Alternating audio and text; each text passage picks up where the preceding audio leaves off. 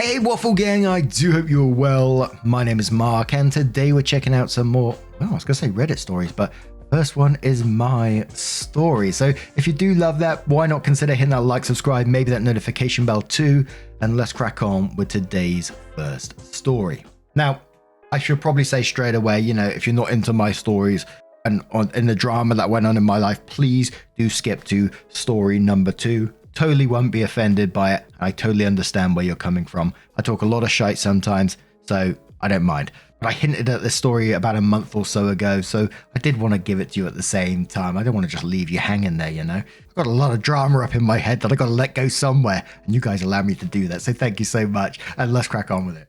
I said a lot of drama. Maybe it's just trauma. I don't know. Let's crack on anyway. A bit of drama that used to happen where I lived. I occasionally give my own little stories, I'm a bit self-conscious of it. Imposter syndrome, if you like. Always worried about if people are actually interested in this kind of shit. But some people do tell me that they're interested. But this is a particular story that I mentioned probably about a month or so ago in one of the videos about a bit of drama where a car got damaged. There was like an illegal takeaway operation, all this kind of stuff going on. And I always want to give a bit of background in case this is the first time someone's ever heard one of my stories and they're thinking, what the fuck is this? Where did you live? So growing up, I lived in Oxford. It was an inner city neighborhood, a council estate, if you like. And life was pretty much always interesting. Always a little bit of drama going on. It was a really close-knit community where everyone knew each other for the most part. And, for myself, it always sounds weird saying that with some of the other stories that I've told you, the drama that goes on. But today I'm going to talk about another one of those exceptions who I've called him Mr. Johnson. He's a middle-aged man who owned a popular restaurant in the inner city. He sort of kept to himself and he rarely engaged with other residents. For the most part, no one had anything to do with him. You keep to yourself, as some people did around the estate, and no one had any problems with that sort of stuff. However, unbeknownst to me, at the time, he was running an illegal, I'm doing air quotes with my actual hands right now, takeaway operation from his flat on the upper floor of our flat. So I lived on the bottom floor, and in the same block of flats, he lived up and probably 2 doors along. And as a young kid, I didn't really fully grasp the implications of Mr. Johnson's side business. Well, I think it was like a side business anyway. Us as a group of people would often see lots of people going in and out of his house. We later learned it was delivery drivers going and coming from his flat. But, I got to tell you, for Mr. Johnson's faults in this particular story, the smells coming out of his house, they always smelled good, I gotta tell you. But they would waft through the whole estate pretty much. Anyway, little did I know his seemingly innocent operation would soon lead to a bit of cheeky neighborhood drama. So our next character that I'm going to introduce you to is a car enthusiast named Tom. He also worked at a local garage, and he'd been working tirelessly on his pride and joy, a classic car, a Mark II Escort. I'll try and add a picture just in case you're on YouTube. If you're on the podcast, you won't see it, but he spent hours on this car, and he was restoring sort of every inch of it.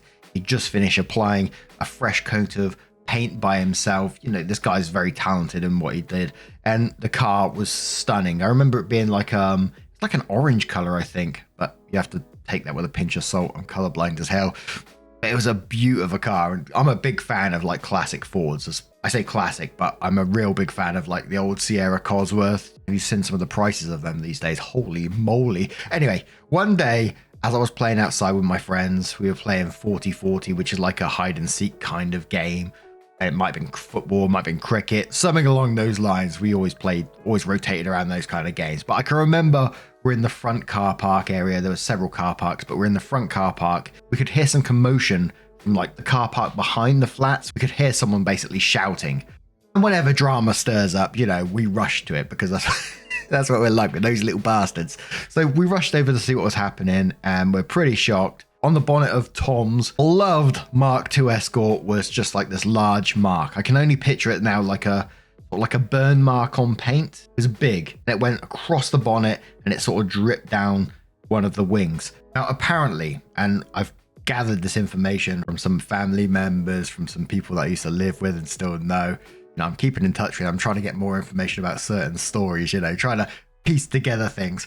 But apparently someone had seen Mr. Johnson throwing a bucket of liquid off his balcony earlier that day. In the busy area with numerous balconies and flats nearby, the person initially thought it was just some harmless liquid being discarded. However, they soon realized the severity of the situation when they saw the damage it had caused to Tom's car. So later that day, Tom was in the middle of the car park, shouting and cursing, demanding to know who had ruined his car basically. Tracy, another lady who lived up and one along from me and 2 doors from Mr. Johnson, was on her balcony and said something along the lines of it was him, pointing to her neighbor's balcony, and revealed that she had seen Mr. Johnson throwing this bucket of liquid from his balcony. So word quickly spread and people began looking out their windows, curious about the commotion. You know, I always tell you, like, when something's going on, they're shouting, people poking their heads out the windows. You can look around and you can literally see everyone. Absolute nosy bastards. All of us kids from the neighborhood gathered to watch, you know, the drama unfold.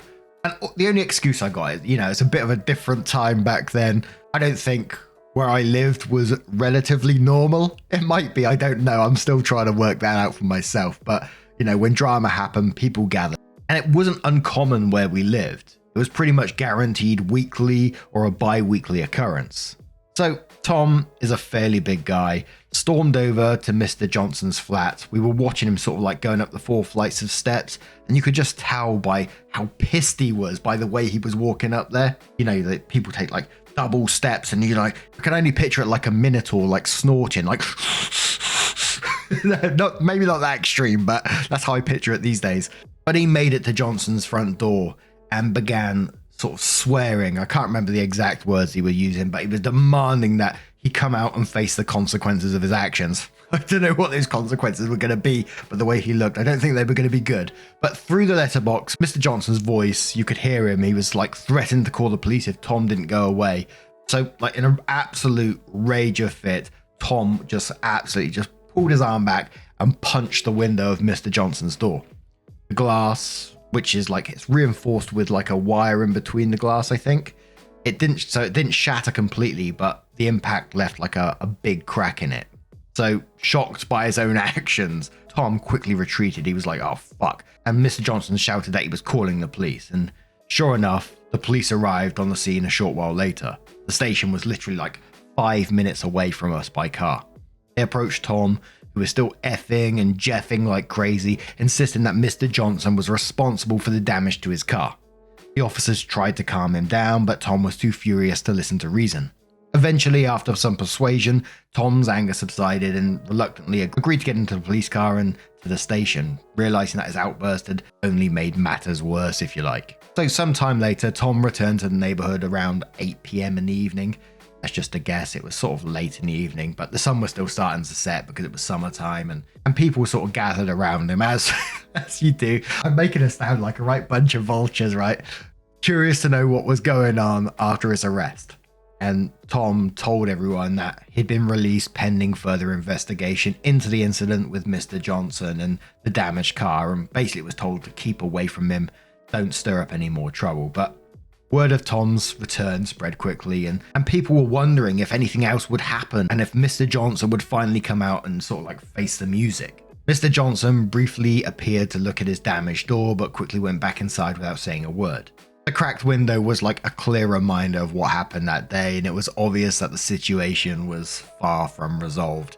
You know, you could feel the tension in the air. Something was going to happen, right? But as the night went on, the crowd eventually went about their business. The incident remained the hot topic of the conversation in the neighborhood, and people were talking about, you know, his takeaway operation. You know, it got people really interested in what was going on.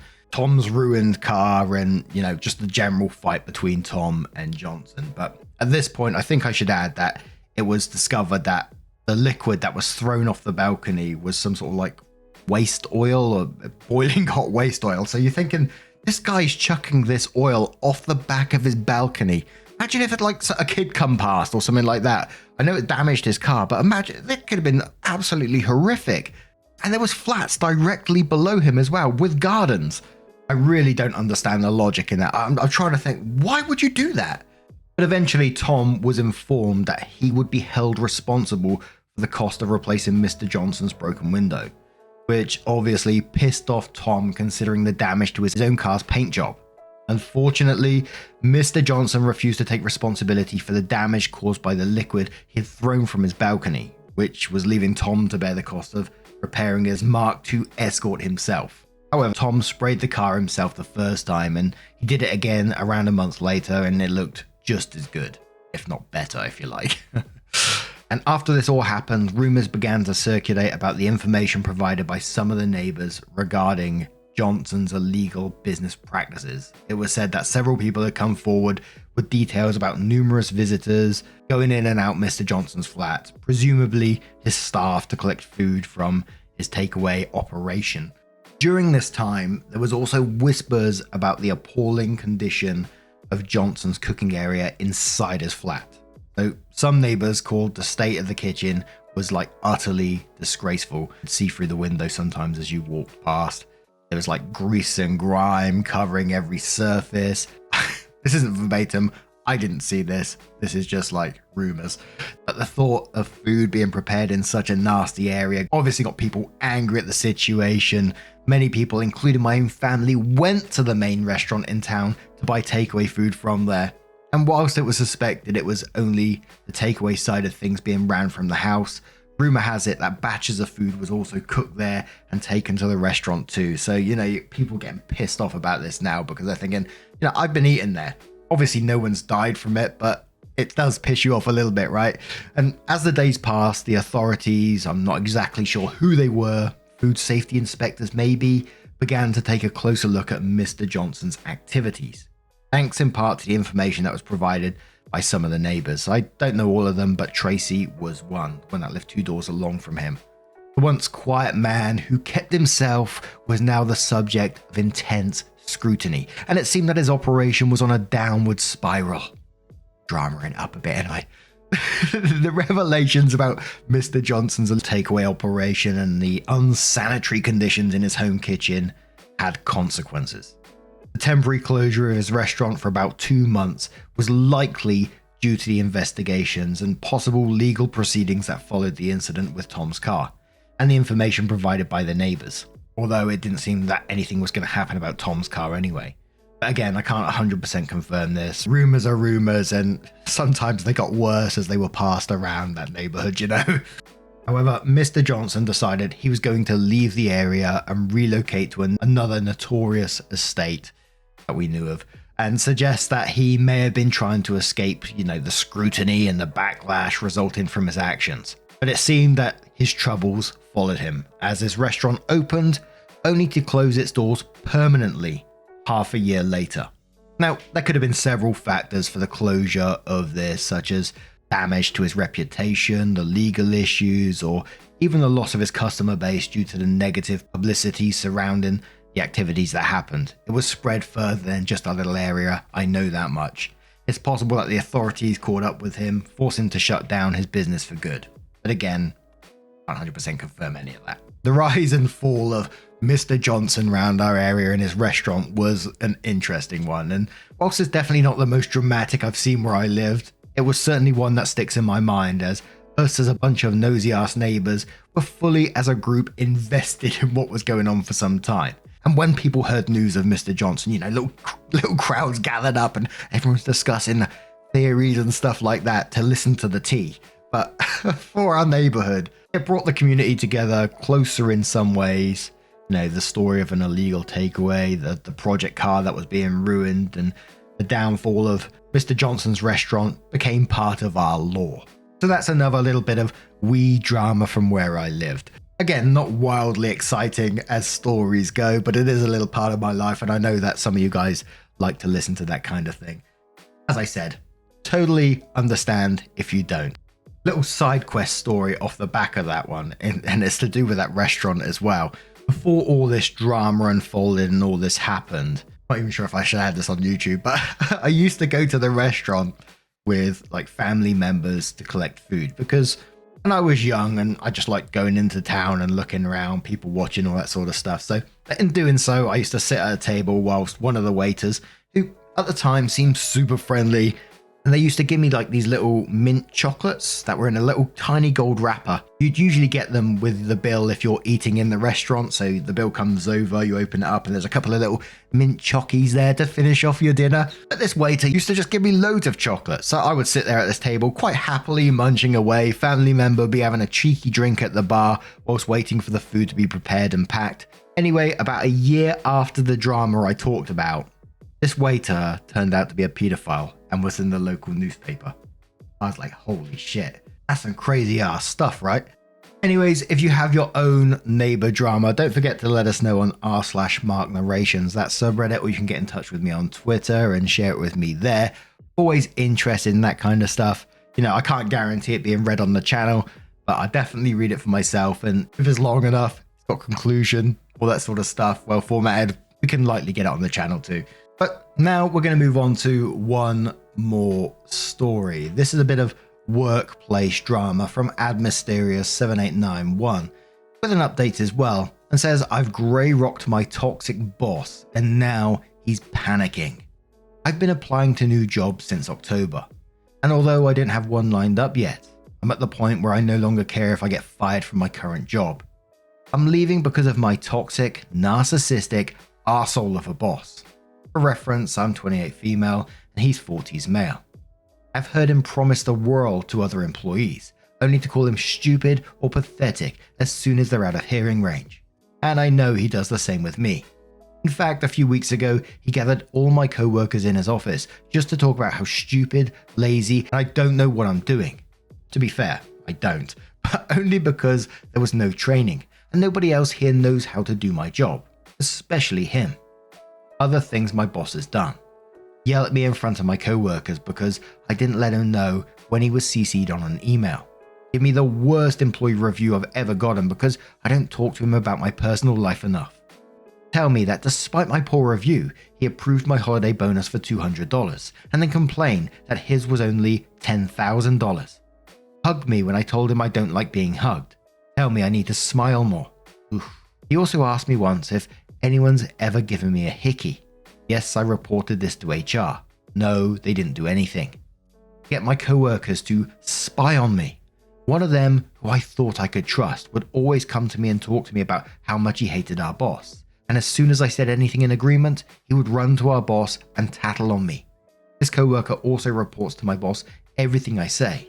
The other day I was talking on my phone, telling my friend that I wish my boss and co-workers didn't gossip about me so much. Well, my co-worker heard this and immediately told my boss. For most of the year I've been working here. I just tried to stay positive and try my best to get through this. But no more. I don't smile at all, even when my boss tells me to. I respond to everything with one-word answers. He keeps asking me what's wrong, and I only say nothing. Now, the department is gossiping about me more, but they're in a panic. They keep asking each other if they think I'm leaving, and if so, they will not be doing my job. Which is funny because I've heard them say in the past that I don't do anything. My boss now has been talking loudly from his office, saying things like, my name is such a good employee. He's been complimenting me on finishing tasks he's never complimented me on before. He keeps telling me he likes my hair. And one day he sat down in my office and told me point blank that I'm not allowed to leave. Someone in a different department told me that he's terrified I'm going to leave. Well, fuck him, because I am. This week, I'm supposed to hear back from several places I've been interviewing with, so wish me luck. Couple of comments before that juicy update. Flavia says, I would absolutely fuck over that tattletale. When you're ready to give notice, a few days before, fake a personal phone call that you did not get the job offer, and that it looks like you're trapped and what a shithead your boss is. Just how miserable you are, how much you hate the company, how your co-workers spy on you. Let the boss call you in a meeting and tell him you have another job lined up and will be leaving. And walk out the door. Everyone will blame you for leaving. Boss will blame the spy. Tell him the spy spies on you because you think he might want your job. You heard him talking about how he'd rather be doing what you're doing, and he gets all your tasks after you're gone. King Kai says, oh my fucking god, that's amazing. These people sound like such arseholes. I bet that would actually work. The OP comes in with her update and says, my original post blew up a lot more than I thought it would. Thank you for everyone who gave me words of support. I didn't realize that there were so many people who had gone through or were going through a similar situation. In a few days since I originally posted, my boss only became more obnoxious. He said loudly to another coworker that I'm just super smart. He also proudly ran to my office to tell me he'd just done something that's usually my job just to help me out, even though I'd have just done it myself if he had asked me to, but he didn't. Also, in the past, he would get mad at me if I arrived or left the office without properly greeting or saying goodbye to him. I stopped doing that for about 2 weeks, but he never said anything to me about it like he usually did. The one coworker I kind of trust told me that after I went home one day, our boss sat down at his desk looking like he was feeling sorry for himself and said, "My name is completely checked out, but I don't know what to do." He also made a big stink about my birthday. My birthday is at the end of this month. A receptionist always posts a monthly birthday list in the kitchen showing the names and birth dates of everyone who had a birthday that month.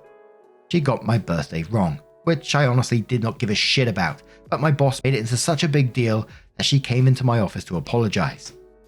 I had no idea what she was talking about until she said that my boss had been super upset she'd gotten my birthday wrong and told her to fix it ASAP. He also came into my office and said that he had marked the date on his personal calendar and was acting all excited about it, even as I just stared at him with a blank expression. Honestly, I wondered why he's so desperate to keep me here, especially since he said on numerous occasions that I don't know what I'm doing. But honestly, I think he gets off on ordering others around and telling people what they did wrong, and enjoys being able to shout my name from his office and have me run over to him like an obedient little lapdog. Last week I did hear back from one of the jobs I've been interviewing with. They told me they didn't have any definite answers for me and asked me that I wait until Monday, which is today, at the latest, even though I still didn't have an offer. On Thursday, I packed up all my shit and deleted all my browsing history while my boss has stepped out of the office. We work in contracting and construction, so he sometimes leaves the office to go out in the field. Then I sat at my desk, arranged some of our job folders on it so that it didn't look too bare, and mostly played solitaire for the rest of the day. He did come back, but he didn't notice anything, and the day progressed as usual. But the next day, on Friday, I didn't feel like coming in, so I called out sick.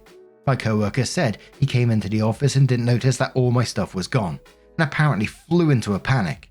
He thought I wasn't coming in on Monday, today, but I did. I wanted to just ghost him when I finally got an offer, but I didn't get the opportunity to.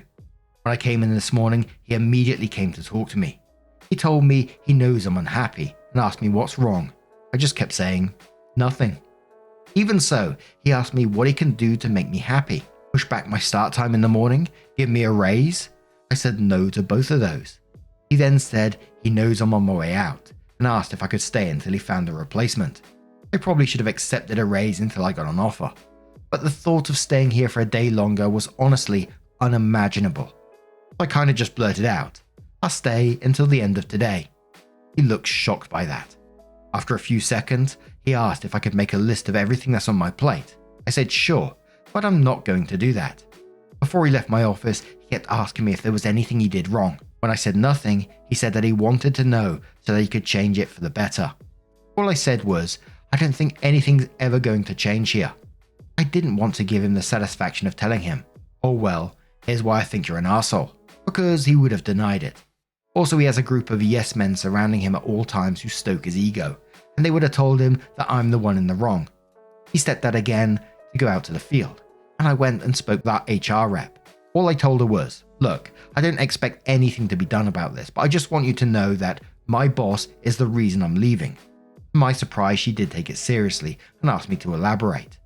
They just did hire a new director in the HR department, so maybe that's why she decided to take me seriously. I don't know. Either way, I laid everything out for her. I told her that my boss doesn't respect me. I told her that I get that gossip is a part of every office, but I draw the line when I hear my boss talking shit about me to all my coworkers. I also told her that I feel like I'm being spied on by the office snitch, and that I can hear him reporting everything I say and do to my boss. She asked me if I had another job lined up, and I said no. The HR rep said she'd be talking about this to our CEO later this week. Whether or not she actually will, I've no idea, but I'm just glad I'm done. Well, word spread quickly around here that I'm leaving. And a coworker who I barely know, she works on another floor in a different department, came up to talk to me. She asked me if I'm leaving because of my boss, and I said yes. She said he's the reason she transferred to another department. Apparently she used to work directly for him, but one day while he was out of the office, she called her husband briefly from her office phone right before she left for a work conference. She doesn't know if the phone was bugged or if my boss had access to her calls, but apparently he found out about this call and freaked out because he didn't recognize the number she was calling. But at 4 a.m, he made one of his superintendents swing by the office building after he was done with work. Our crews pave around 4 to 5 a.m, go into her office and look at her call history. This superintendent did this, but accidentally hit call on my co-worker's husband's number. So the husband received a call from his wife's workplace at 4 a.m. and freaked out because he had rightly thought something bad had happened to his wife. He ended up calling his wife's cell repeatedly until she picked up. She contacted our IT guy, who was able to see from the office cameras that it was our superintendent that came into the office. And when he was confronted about this, he told them everything. Even then, my boss denied that he ever made our superintendent do this. So yeah, the dude's crazy and I'm glad I'm out. The day is still young and I'm still hoping I hear back from a prospective new job today. A couple of top comments from that one says, my name is completely checked out but I don't know what to do. And then says, then why the fuck is this moron a leader of people? Burn the Land says, some turds won't flush. They just keep floating up to the top of the bowl. I love a turd quote. Oh, this just flagged a little thing that happened in one of the offices I worked at, and I was doing content creation for them. And they asked me to design on InDesign, Adobe program, to create a catalog of the products that they had. So I spent ages doing it and I just wanted to check that we're going down the right path with it. So I made pretty much a mock-up with some of the photos, filler information of where the text will go, etc, etc. And I sent it to one of the directors saying, look, this is just a mock-up. I just want to check that you're happy with the color scheme, you're happy with the placement of the photos, etc. And I'll fill out afterwards. Which I'll add, he requested that I do this, by the way. And then I received an email, because I was pretty proud of it, to be fair. It looked awesome. And then I received an email, which the basic gist of it was, why are you bothering me with this, in this kind of state? Why are you bothering me, almost like I'm too important to be bothered with this? And it's no, this is it was a small company at the time. This is your product, basically. I need to know if I'm getting it right the first time. I don't want to design it all and have to redo it all again. It just doesn't make sense.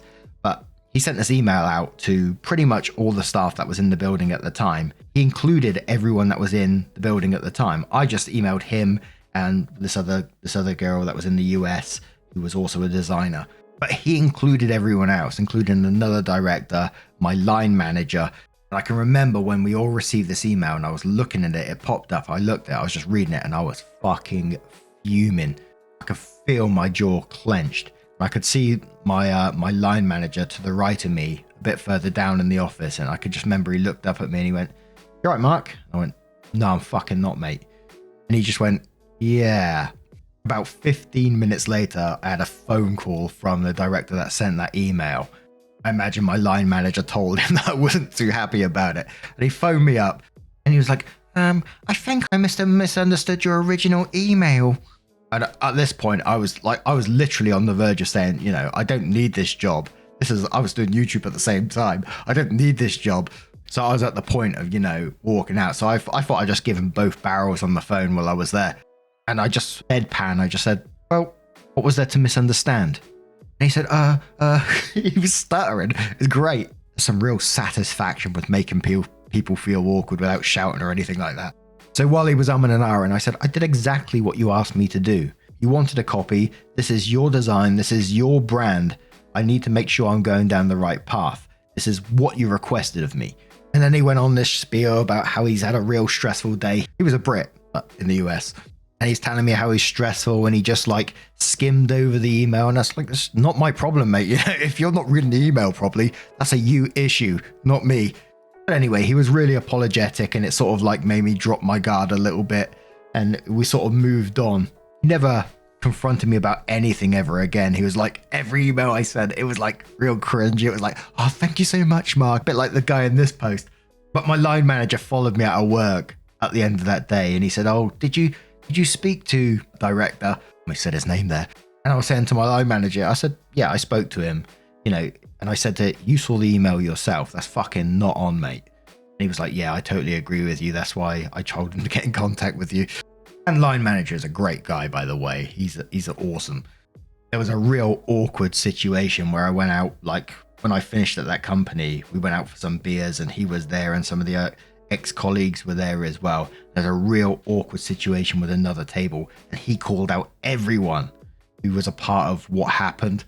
But I'll tell you about that another time. That was like cringe and drama and all sorts all rolled into one. But now, I keep going off, don't I? Anyway, now I'm going to turn this one to you guys. Thank you so much for being here today. I really do appreciate your time. Thank you so, so much. Time is super important, isn't it? And you to spend it here with me, get involved, means the absolute world. Thank you so much. And I will see you in the next one. Take care and much love.